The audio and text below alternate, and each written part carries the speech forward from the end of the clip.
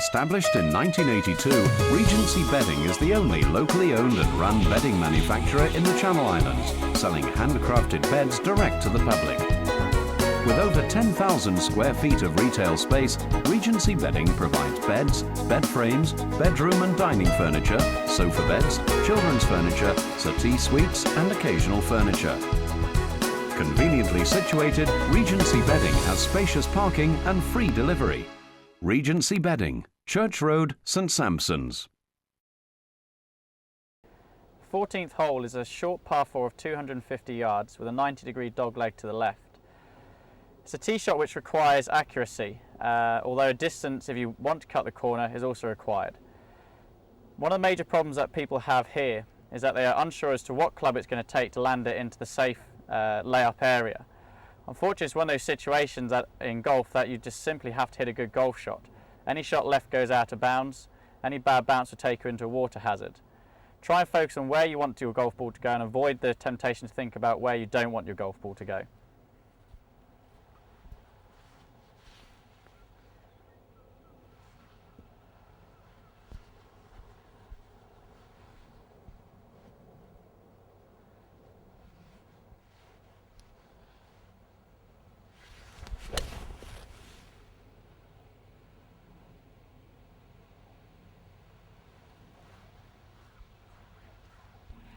The 14th green is another green which offers two sucker pin placements that quite often catch people out. The first one is when the pin is placed front right.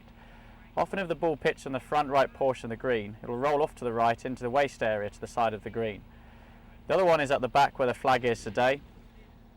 If you pitch the ball at the top of the green, it's likely to bounce through and go out of bounds. The safest place for this shot is to try and pitch your ball in the middle of the green and leave yourself an uphill putt for birdie.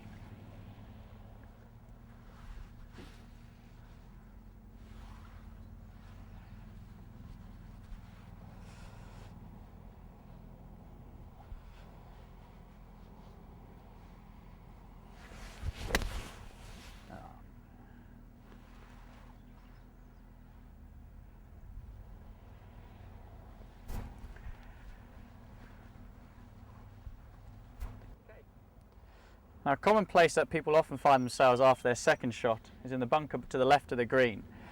This causes a lot of problems because people are scared of hitting their ball over the green into the waist area the other side. Unfortunately, you're the only person that can play the shot. The ball's not going to go any further until you address the situation, so it's just a case of standing up the shot, being committed and playing it in the most confident manner possible.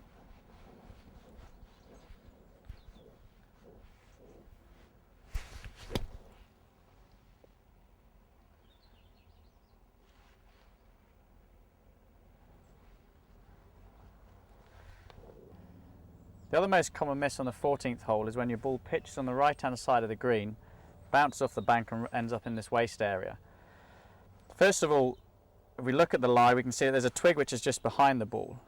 This is considered a loose impediment. Under the rules of golf, we are allowed to move it so long as we don't interfere with the golf ball and move it from its spot. As far as playing the shot itself, the club I'd recommend going with from here is a lob wedge. A lob wedge is anything from about sort of 58 degrees through to 62 degrees.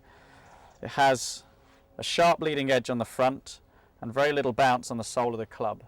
This way it's likely to cut through the longer grass and avoid skipping off any firm surfaces as well. To play the shot in this instance, we have to get the ball up and onto the bank quite quickly, so maximum elevation is needed, and this is where the extra loft is going to be of use. As far as playing the shot, again playing the ball towards the back foot, trying to set our weight towards the left foot and keeping our hands just inside the left thigh. The most common mistake I see people make from here is on the downswing, they'll shift their weight backwards and try and scoop the ball upwards. This is only going to result in one shot, and that's a thin shot which will go a lot further than you anticipated. So try and keep your weight on the left side and strike down on the ball.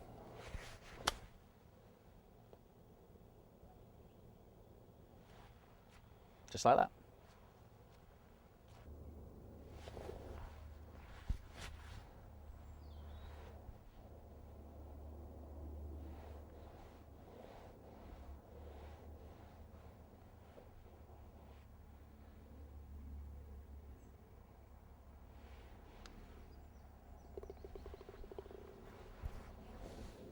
And a par.